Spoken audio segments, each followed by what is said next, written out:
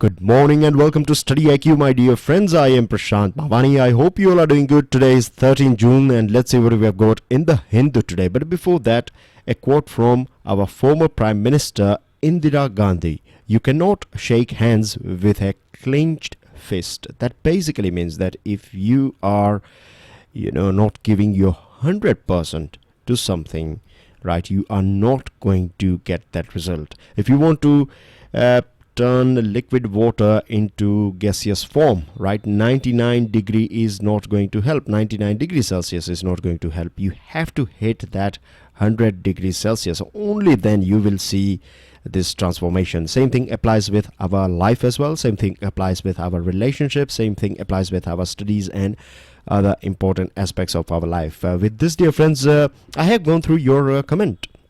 I can't remember the name at present as I'm speaking to you right now, but I have gone through this very wonderful comment from one of you.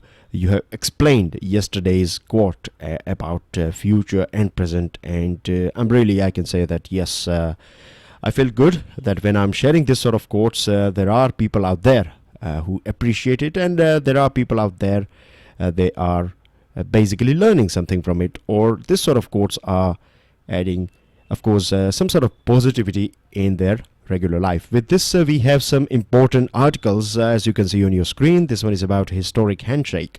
Of course, it is about USA and North Korea. It is also about the Hindu analysis in English as well. Wondering how? I will explain it to you as well. This one is about Russian games in Syria, a plastic chart, a very important article. You find this type of plastic related issues or solid waste related issues or liquid waste or pollution and other things. Direct as well as indirect questions are asked in your mains examination. So very important article here. This one is about ethics first. Things going on in Tamil Nadu regarding this organ donation. We'll go through it, and then you have this interview of Prakash Javadekar. He's talking about education. I have got a gist of this particular interview for you guys, and then you have this Asian Games. It is about India and Central Asian nations. So let's start with this historic handshake. Now, of course, when I say historic handshake, we are talking about Mr. Trump and Mr. Kim's handshake that took place yesterday. It's, of course, a very historic moment for the whole world. Now, this particular editorial, if you go through this editorial, you will find, as I told you, that this is related with the Hindu English analysis as well. So how it is related with this video lecture? The thing is, dear friends, you know that many a times I do take nearly 10 minutes right, for a particular topic. And the reason why I take 10 minutes for a particular topic is because I have, you can say, a little bit of understanding of things that are important in terms of your examination. So based on this little bit of whatever I know, I'm not claiming that I'm master, but at least I know 0.% or 1% thing. So based on this experience and educational guess, I give extra, I won't use the word extra, I think I would rather use the word appropriate time for a particular topic.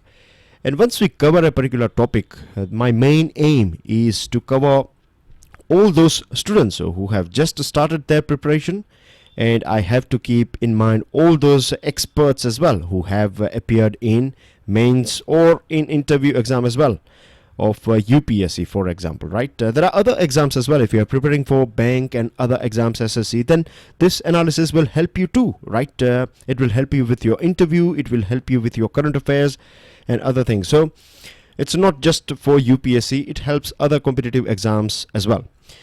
So I have to keep in mind this, I have to cover this whole range. And if you go through our past discussion on this issue of North Korea and denuclearization, and if you go through this article, you will find this editorial, you will find that all the things that we have discussed so far are covered in it. And this is just to highlight, I'm not trying to show off here, I just want to highlight this thing, that the things that we discuss here are possibly the best quality that I can deliver. right? I'm not here for competing with anyone.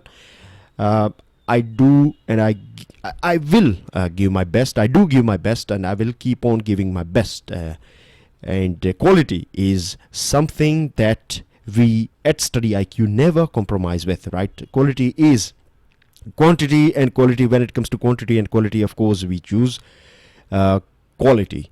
So this is just a small example, right? That's everything that I have to say as far as this article is concerned, because if you'll go through it, you will find that everything that we have discussed is covered in this particular editorial, right?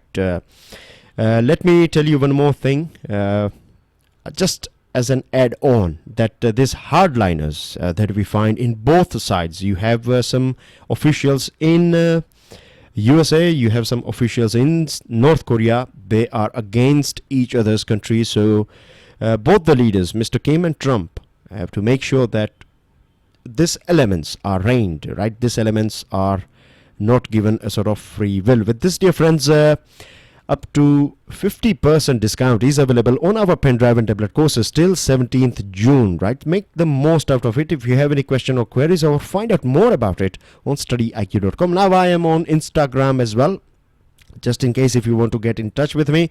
And here is my Facebook page, of course, and Twitter handle, from where you will be able to download the PDF of today's discussion. Don't forget to hit the like button and do share this lecture with other people as well.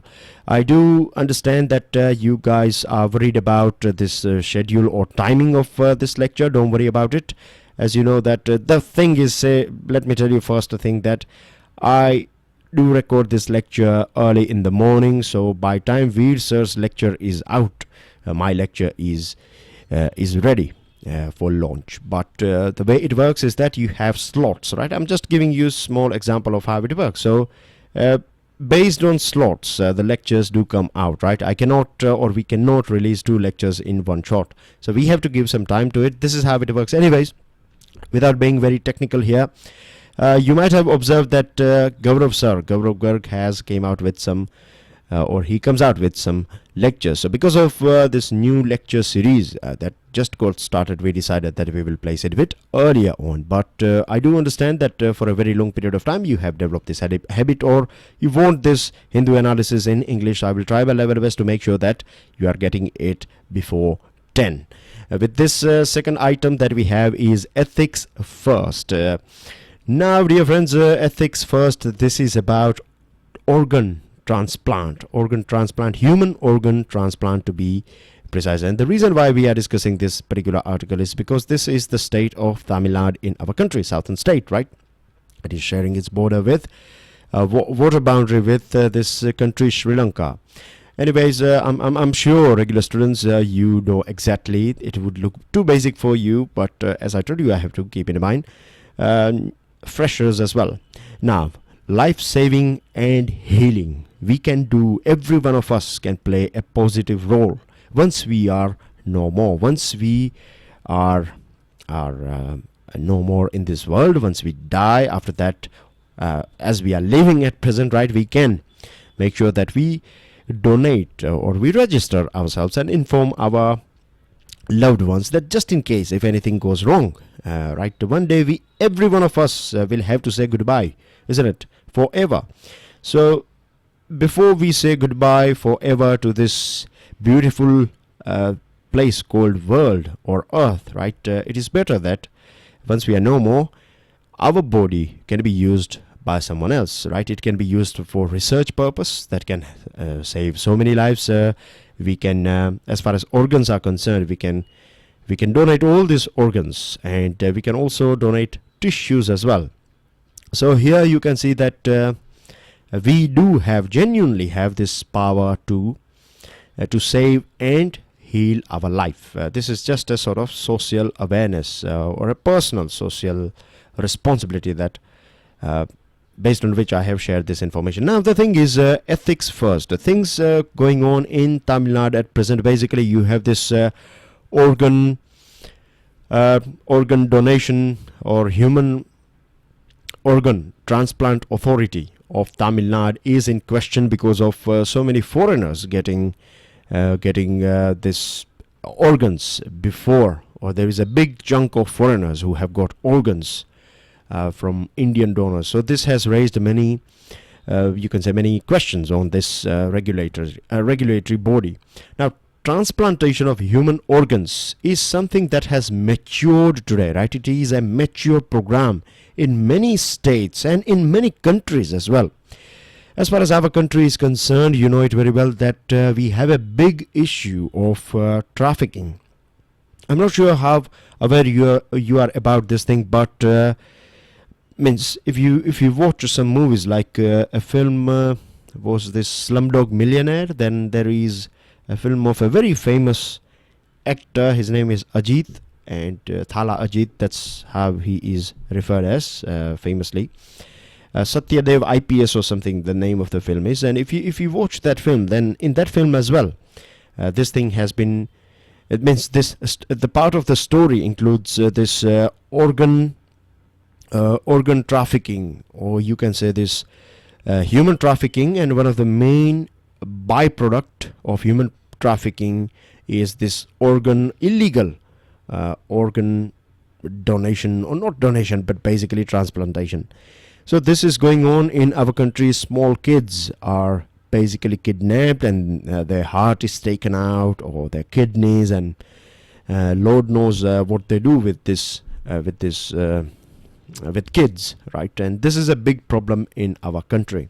If you're following my Instagram, then yesterday I shared an article of Kailash Satyarthi on this Labor Day, right? World Day Against Child Labor. And trafficking was also mentioned in that article. Now, trafficking is a big issue in our country. So this is a big problem in our country, right? That small kids are kidnapped, and then their organs are sold, literally sold, right? There is a sort of black market out there. And the sad thing is that there are a few doctors who are engaged in this sort of profession too. Now, we can, as you know, that we can donate many things. Life-saving and healing organs can be donated by us. Now, as far as health is concerned in our country, remember this point. This is very important. This sort of things you find in your prelims examination, and it's very basic as well to know that health, right? Healthcare is under the umbrella of state governments, right? They have to look after, or they are the ones who control this health industry in our particular state, in our respective states. Now, of course, when you are right, when you and I, when we donate blood, we expect that our blood, which we have donated as a sort of charity, or as a sort of you can say a philanthropy work or Samaritan work, right? This gesture should help someone. When we donate blood, we expect that this will genuinely help a needy person. But imagine that when you find that your blood, the blood that you have donated, is sold in the market. Of course, this will refrain you, isn't it? From next time, you will never, means most of people would, their first reaction would be that I would never ever give or donate my blood. Same thing happens with this family members, right? Family members of this brain dead people.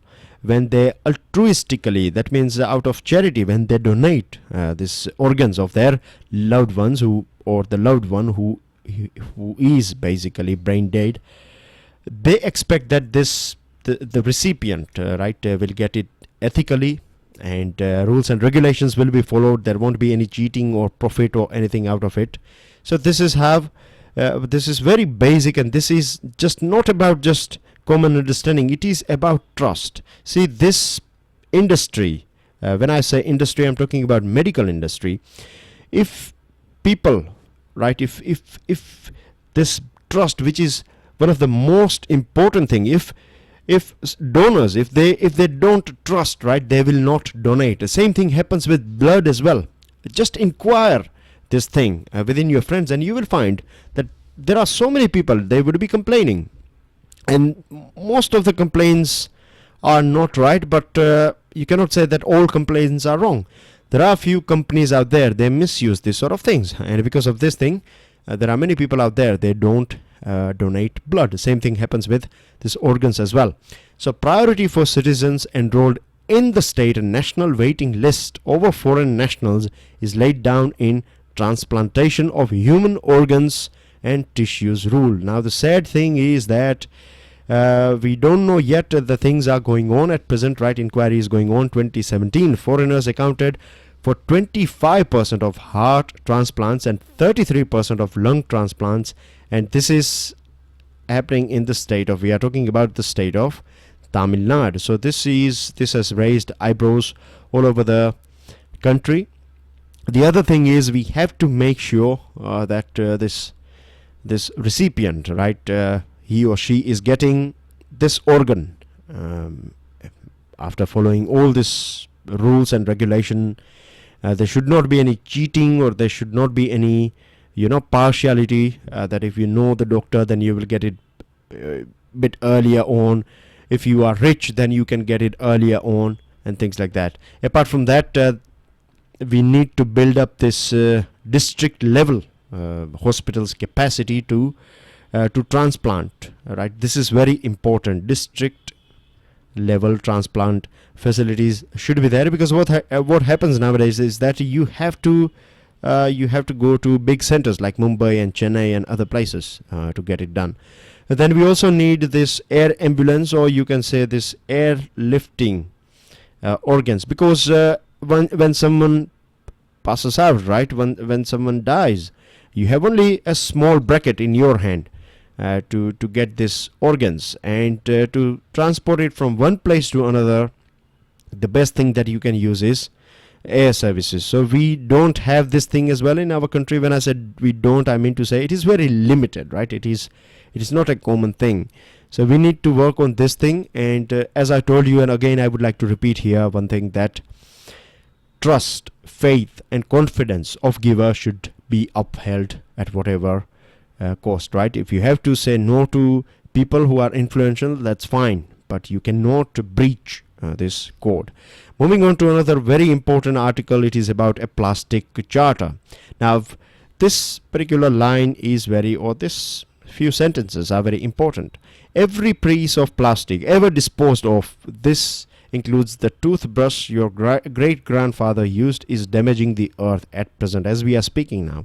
It's lying somewhere in the earth, floating in the ocean, or been broken down into microplastics, and these microplastics are part of our food chain. If you want to know more about microplastics, check out my special video lecture on microplastics in bottled water. I have talked about this microplastics and discussed harmful effects of this microplastics and other things.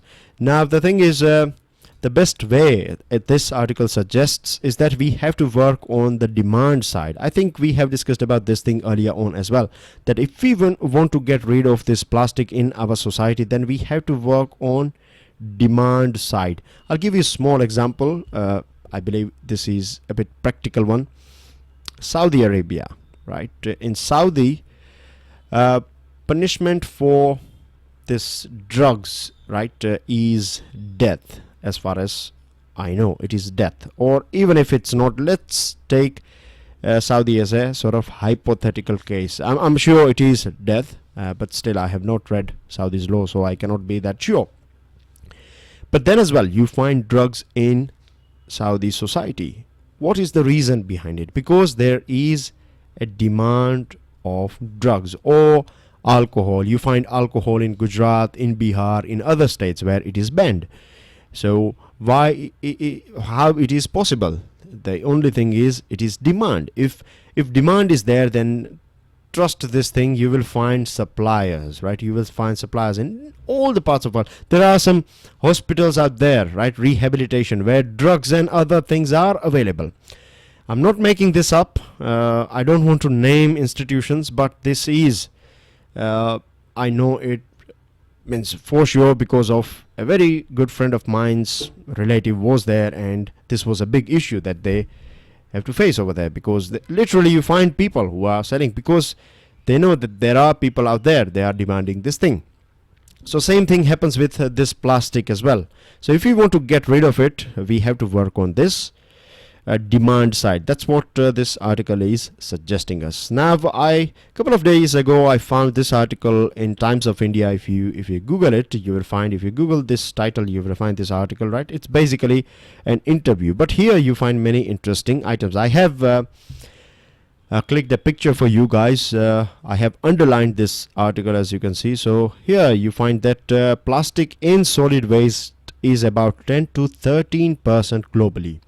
Then you also find that so that estimate for 2010 in terms of what was actually entering the ocean was 8 million tons of plastic. Can you believe this thing? 8 million tons of plastic, tons, right, of plastic entering into our ocean. Then you have this thing that they are ingested by fish or marine life, and then you have this how many centuries does it take to degrade plastic? This question, the answer, we don't know, because none of us has been around long enough. That means we are really not sure how long it takes, right? We, in fact, the most dangerous thing is that we really don't know the impact of this plastic. Of course we know it negative, but we don't know how negative or how big this thing is. So you can understand the gravity of this particular thing. It is very serious thing that we are fighting, or we have to fight against. Now, looking at an alternative material,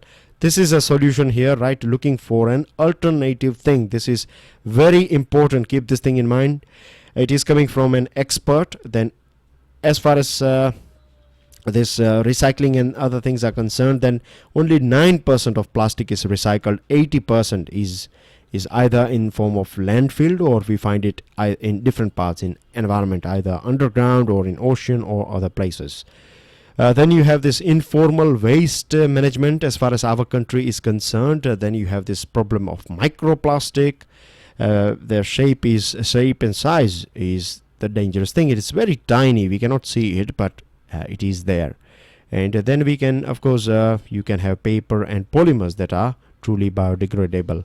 So these are the things that can be used as an add-on. Now, as far as our country is concerned, right, we have this plastic waste management rules which were published in March 2016, and it called for ban on plastic bags below 50 micron thickness, and phasing out period is given for like 2 years. 2 years are given for this phasing out of this plastics that we see. We have 20 states in our country. They have announced a ban on plastic bags. As far as Bangalore is concerned, or Bengaluru is concerned, it is a very, you can say, lighthouse city for other cities or for our country, because they have announced a complete ban in 2016 on this manufacturing, supply, sale and use of thermocol and plastic items irrespective of thickness. So literally speaking, no plastic is allowed in Bengaluru. If you are from Bengaluru, then do let me know whether this thing is truly implemented or not. Right, I'm not living in Bengaluru. I've never been there, so I'm not sure. I'm just reading this thing and the other things that I have read. So please do let us know, right, every one of us, that whether these rules are actually applied over there or not. As far as this article is concerned, it is talking about this thing that only exceptions are provided to plastic for export or for packaging, forestry, milk packets and hospital items. Apart from that, plastic is not allowed in Bengaluru. Now you have this Central Pollution Control Board, and it has said that ban is barely effective, and the reason is that we have still not roped in stakeholders, users, right? You can stop this. See, take example of money, right? Black money. In the same way, we have this black market in our country. If there is a demand of this thing, right? This is just plastic. Imagine if demand is there, then alcohol is also available. Then plastic is a very easy to produce thing. So until and unless we don't rope in stakeholders, we are not going to get success in this thing. The other thing is that we generate 16 lakh ton of plastic annually, plastic waste annually, and we have got rules and regulation, right, as per this solid waste management rules of 2016. We have to segregate waste. That means we cannot mix up plastic waste or kitchen waste and glass and other items together. We cannot mix all these things together. But have we developed this habit of segregating? If you ask me, then I would say no. Based on what I have or what I observe on my regular life, I visit different places, right, here and there. Not every day, but you can understand. But based on this thing, whatever I observe, I think that still we have not learned this habit of segregating. And one of the reason is because this pickup van, this garbage garbage van that comes to pick up our garbage is basically a sort of mix, or it's just a one van or vehicle. We need at least 3 vehicles. When I say 3, I mean to say, I'll just give you a small example. On Mondays, this van will come just to pick plastic, nothing else, right? On maybe Wednesday, it will come to pick up your kitchen waste, and maybe on Friday or Saturday, it will come to pick up all this glass and other items. If we don't do this thing, then we are just going to get this mixed items. Then you have this extended producer responsibility. What this EPR is all about. If you read this plastic bottle, water bottle, there are some instructions and things written on it, and also on this wafer packets and other things. You'll find that it is the responsibility of a producer to make sure that this plastic is collected by them. But again, this is not possible in our country, because once you sell a packet to any person, right, it is impossible for you to trace it. So this is a big problem. We again have to do something about it, and we can learn from Switzerland. In Switzerland, they have this collectively implemented, or they collectively implement this EPR. What they do is that they have zones. So in, say for example, zone 1, it doesn't matter whether it is a packet of Lay's or whether it is a packet of Coca-Cola, whatever, right, any company XYZ, this will be picked up by a company that is operating, or that is supposed to look after zone 1. Zone 2 will be looked after by other companies. So this is how they handle things in Switzerland. The other thing is you have Canadian companies. They monetize plastic waste. So if you segregate and if you are good with your waste, then you can get money as well. There are countries like Sweden is there. It imports it imports waste from different parts of the world, and they generate wealth out of this waste. We can learn from South Korea. They have these machines, the one that you can see on your screen, right? They have infrared. They will weight your bag, and based on your weight, you will be charged money, right? And this has actually helped in stopping this food waste, because if you are buying everything that you see and then you are not eating it, then it becomes out of date and then you chuck it in the bin. So this is something that you cannot do in South Korea. If you do it, then you have to pay huge amount of money for this rubbish collection. So this has some additional benefits as well. And then we need to give respect and dignity to this waste pickers. We have to provide them tools, health and safety things, and their income should be steady as well. Then here we reach to this article. It is about Russian games in Syria. Very, you can say, a sort of topic that will be there for a bit of time, and it has been there in news for many times. We have discussed about this thing as well. This is your country Syria, right? That is in news. Its capital is Damascus. You know that this is somewhere here, this portion, right? And then you have Russia that is helping Bashar al-Assad, who is the president of Syria at present. Then you have USA, UK, and France. They are against this Bashar al-Assad's regime. Now, when Russia started supporting, or when Russia entered Syria to help Bashar al-Assad, it was very clear. The main purpose of Mr. Putin was to make sure that this Bashar al-Assad is provided with stability, and once stability is provided, it will step out. Now, at that point of time, Russia joined hands with the Iranians, right, or Iran, and Iran was having a bit of different goal. Both Russia and Iran, they have different goals as far as Syria is concerned. For Iran, it is an ally, only ally in the region, as well as a vital link for Hezbollah. And for Russia, it was important that this country is not destroyed by Western world, and there are other interests of Russia as well. So this was one of the main agenda of Mr. Putin. But now what we find is that it's becoming difficult for Russia to handle the situation that is going on in Syria, because of this multiple attacks by USA, airstrike by USA, then you have strikes by Israel, and all these things. And what we find is that Russia has not taken any action at all. So this sort of things are going to be a bit problematic for Russia in future. Then you have this article on Asian Games. We have talked about Shanghai Cooperation Organization. Prime Minister was there, and this was for the first time as a full-fledged member. We took part in this Shanghai Cooperation's meeting. Now again, something similar, new great game. Now if we go back in history, then what we find is that, when British were ruling this part of the world, subcontinent, they were worried about USSR's or this Tsarist regime. At that point of time, it was not USSR, but it is. They used to be operated. This part of the world was operated by Tsars. I'm talking about this Russia and other portion, and this one was operated by British. So imperial versus Tsarism or Tsarists. All right, this was going on at that point of time.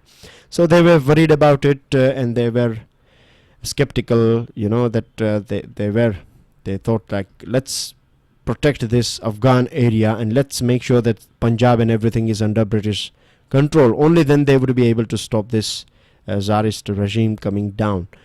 So they did by conquering this Punjab area at that point of time. And what we find nowadays, means why we are discussing this thing, because this thing was called Great Game, and now this is Imperial versus Tsarist was called as Great Game. Now we have new Great Game here in today's world, and in this new Great Game, we as a country, India, wants to ignore this map, right? This is not a proper map of our country, but here our main focus is Central Asia. So this is Central Asia, and we have said this thing, Sushma Swaraj has said this thing, that Central Asia is part of our extended neighborhood, and we have this 2000-year-old cultural link as well, from Kushans to Mughals. We have someone coming from this part of the world to our country, and they have become part of our country. So we have this link, and we want to, yesterday we were talking about international north-south trade corridor, remember? So this is important for us in that context as well. It's something that we have talked about this sort of items yesterday. Now we have this interview, 4% government is spending 4% after education, has been said by Prakash Javadekar, and you find a couple of questions and he has tried to answer it. It's not that impressive interview, to be honest, right? But still, these are some important points here. If you want, you can go through the full interview as well. RBI governor was basically facing this panel, parliamentary panel, and he was asked tough questions about RBI and PNB and all these things. So RBI has blamed Punjab National Bank board for this fraud, and it has also sought or asked for more power so that it can control these banks. Sushma Swaraj stopped the Prime Minister from signing pact in United Kingdom. What this pact is all about, check out in today's Hindu. India's BRI stand lost in translation. India has clearly said that we are not supporting it because of this sovereignty issue. Inflation has gone up a little bit. Industrial output has expanded. India set to miss a key target of Japan-backed bullet train because of this environment protest that is going on. Artificial intelligence can also become, or it can go psycho. So this is going to be a bit of problem, and ISRO offers battery technology to farms. Here it is this battery technology that is offered by ISRO. With this, dear friends, these are your answers. These are your questions. Thank you very much for listening. Today I have took like 4 or 5 minutes extra, isn't it? Anyways, but we have discussed many important articles as well and provided you some information regarding timing and other things. So it took a bit of time. I'm sure you don't mind 5 minutes extra. And here you have this offer that is provided by us, up to 50% discount. Make the most out of it. Share this lecture with other people. Do enjoy your studies. Thank you very much for your support, for your love, and God bless you all. Jai Hind.